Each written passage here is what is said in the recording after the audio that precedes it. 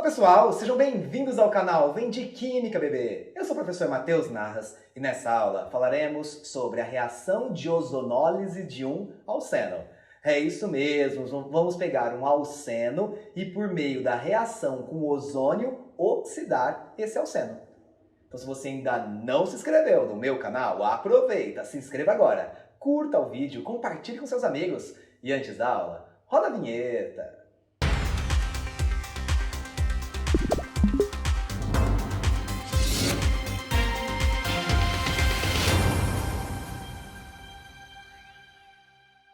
Se você assistiu a aula anterior em que eu expliquei a oxidação enérgica de um alceno, vocês vão perceber que a ozonólise é uma reação muito parecida que forma quase sempre os mesmos produtos da oxidação enérgica. Por esse motivo, eu vou pegar aqui uma mesma substância, o mesmo alceno que eu usei na aula de oxidação enérgica, mas agora eu vou fazer a ozonólise. A ozonólise é uma reação desse alceno com o ozônio. Como que acontece a ozonólise, pessoal? A gente vai utilizar os 3 átomos de oxigênio do ozônio lá na ligação dupla do alceno. A gente sabe que a oxidação acontece lá nos carbonos da dupla, não é? Uma condição para uma substância orgânica sofrer reação de oxidação, ela ser insaturada. Olha o que acontece aqui, pessoal. Um dos oxigênios do ozônio, ele se encaixa num dos carbonos da dupla. O outro oxigênio vai se encaixar no outro carbono da dupla. Esses oxigênios eles vêm juntos, ligados um ao outro. O terceiro oxigênio ele vai emendar exatamente nos 2 carbonos da dupla ao mesmo tempo. Então vejam, numa ozonólise a primeira coisa que acontece é isso. Os 3 oxigênios eles se ligam aos carbonos da dupla dessa forma, beleza? Só que aí a ozonólise ela acontece na presença de água. A água ela vai provocar uma hidrólise ali, uma quebra das ligações químicas. Afinal, o carbono está fazendo 6 ligações agora, não é? Os carbonos da dupla já tinham 4 ligações, coloquei mais 2 em cada um. Só que a água ela promove a quebra das ligações nessas posições aqui. Vejam, essa ligação ela é quebrada a ligação dupla, e é quebrada também essa ligação simples que ocorre entre o oxigênio e os 2 carbonos da dupla. Vejam que interessante. A gente quebra a ligação química nessas posições. Olha o que vai sobrar no final. H3C, C, CH3. Esse carbono que eu vou pintar aqui de amarelo é esse carbono aqui. Para baixo ele tinha um oxigênio que ele quebrou sua ligação. Para a direita tinha uma dupla que ele quebrou sua ligação. Para cima sobrou um O sozinho. A gente já viu na aula anterior que quando sobra um O sozinho, o que a gente faz? Coloca uma ligação dupla, afinal o carbono também estava precisando de fazer mais uma ligação química. Do outro lado da molécula, o que vai sobrar? Vamos destacar de novo agora esse carbono aqui. Então eu tenho aqui o carbono que eu vou destacar, que é o carbono da dupla. Ele está ligado a um H, vamos colocar aqui, ele está ligado a um H. Para a direita está ligado a um CH3. Para baixo ele estava ligado a um O, a ligação quebrou. Para a direita tinha uma dupla, a ligação quebrou. Para a esquerda, desculpa. E para cima tem um O. Esse O ficou sozinho. De novo, o O que fica sozinho, o que eu faço? Coloco uma ligação dupla. Beleza?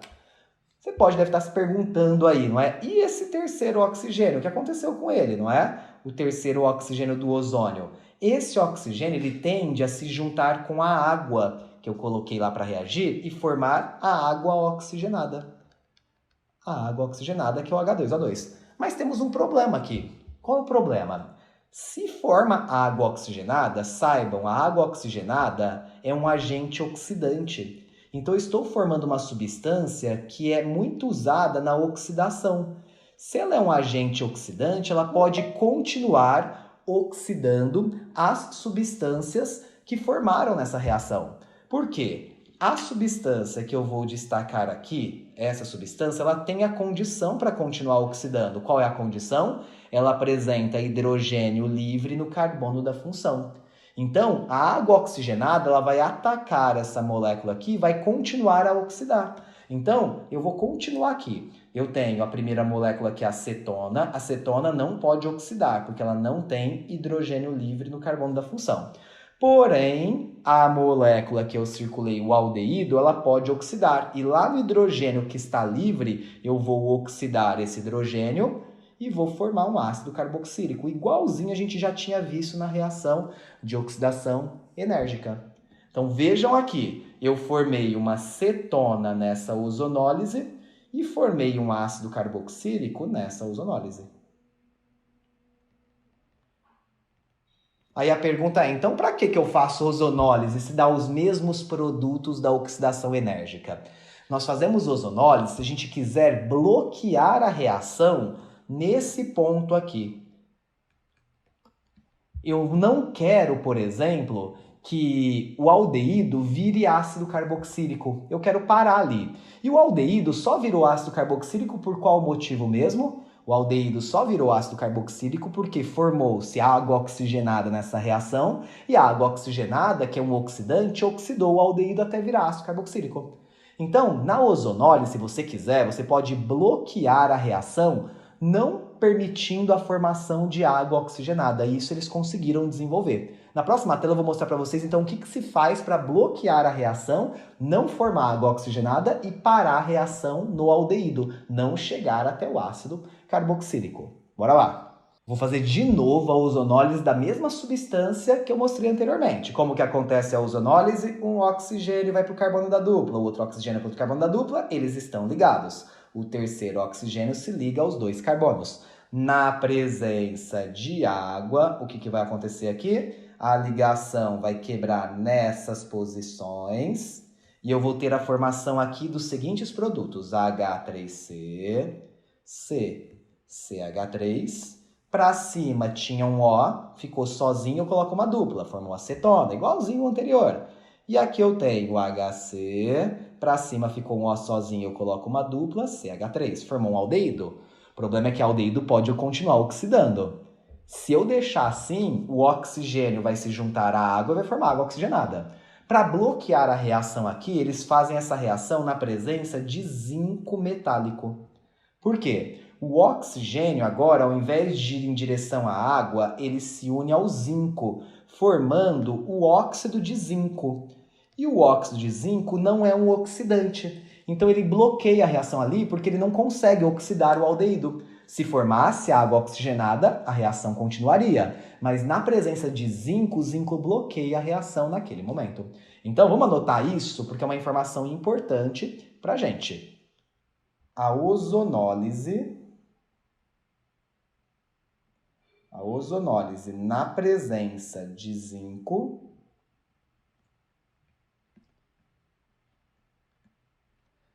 não permite a formação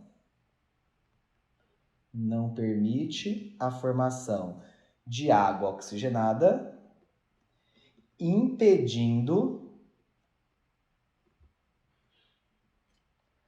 a oxidação de aldeídos, que podem formar ali, não é? Porque às vezes não forma também, né? Impedindo a oxidação de aldeídos a ácidos carboxílicos.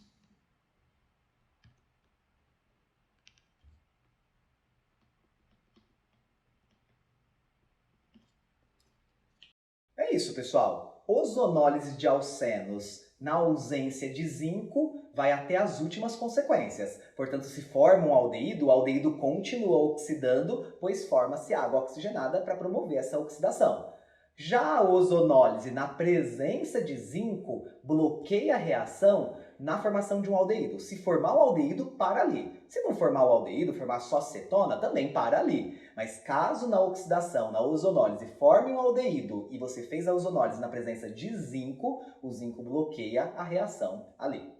Eu vou mostrar para vocês na sequência, antes da gente terminar, algo que aparece bastante nos exercícios, que é o exercício te fornece os produtos da ozonólise e pergunta qual foi o alceno que reagiu. Fazer o inverso, muita gente tem dificuldade e é muito mais tranquilo. Vamos lá? Imaginem que o exercício no enunciado te dá informações que estão destacadas aqui nessa lousa. Ó. Eu falo que houve uma ozonólise. Essa ozonólise ela partiu de um certo alceno, que a gente quer descobrir qual é. E na presença de ozônio, água e zinco, fez com zinco para bloquear a reação na formação do aldeído, formou esses dois produtos aí. Formou uma cetona e um aldeído. A pergunta é, qual é o alceno que deu origem a esses dois produtos por meio de uma ozonólise? Galera, vou apagar aqui, porque aqui no lugar do alceno a gente vai escrever a fórmula da substância que reagiu. É muito mais fácil do que você fazer a reação. É só você lembrar o que é uma ozonólise. A ozonólise é a quebra de um alceno, quebra a ligação dupla, e nos carbonos da dupla você coloca oxigênios, não é? Portanto, vocês concordam comigo que esse carbono aqui desse produto e esse carbono aqui desse produto são os destaques para a gente aqui nessa reação? Porque são eles que têm oxigênio. São neles que foram adicionados átomos de oxigênio. Então, provavelmente, esses dois carbonos que eu destaquei, eles estavam grudados um no outro por uma ligação dupla. Então, o que eu vou fazer aqui em cima é o seguinte, ó. Eu tenho aqui... Deixa eu só colocar um pouquinho mais aqui para o meio. Eu tenho aqui os dois carbonos que eu circulei lá nos produtos e que eles estão aqui. Provavelmente, eles estavam unidos por uma ligação dupla, concordam? O carbono da esquerda, vejam, que é o do produto da cetona, esse carbono aqui, ele tem mais o que ligado nele? Ele está ligado a um CH3 por um lado e para o outro lado ele está ligado num CH2CH3. Você vai colocar isso lá naquele carbono. Você vai colocar um CH3 e um CH2CH3 nele. Para cima, para baixo, para a esquerda, para onde tiver lugar. Então vamos lá, eu vou colocar o CH3 aqui para baixo e para a esquerda eu vou colocar um CH2CH3. Beleza? Já o outro carbono, lá da direita, ele está ligado a um CH2CH3 apenas. Então, e um H aqui embaixo, né? Mas então, o H, é óbvio que ele deveria existir, senão o carbono não faria suas 4 ligações, mas ele também está ligado a um CH2CH3. Com certeza, esse é o alceno. Esse é o alceno que, por meio de uma reação de ozonólise na presença de zinco, produz os dois produtos que estão ali embaixo. Se você quiser confirmar realmente, o que você faz? Pega esse alceno que a gente acabou de formar aqui e faz a ozonólise dele, do jeitinho que eu expliquei anteriormente. Faz a ozonólise e veja se forma aqueles dois produtos. Se forma aqueles dois produtos, com certeza vai formar. Então é muito mais fácil você fazer o processo de volta do que a ida, mas as pessoas sentem muito mais dificuldade em desconstruir esse conceito. Galera, basta você pegar os dois carbonos onde está a função, ligar por uma ligação dupla, tirar os oxigênios, óbvio, né, porque eles vieram depois da ozonólise, e montar o produto, que na verdade vai ser o reagente dessa reação.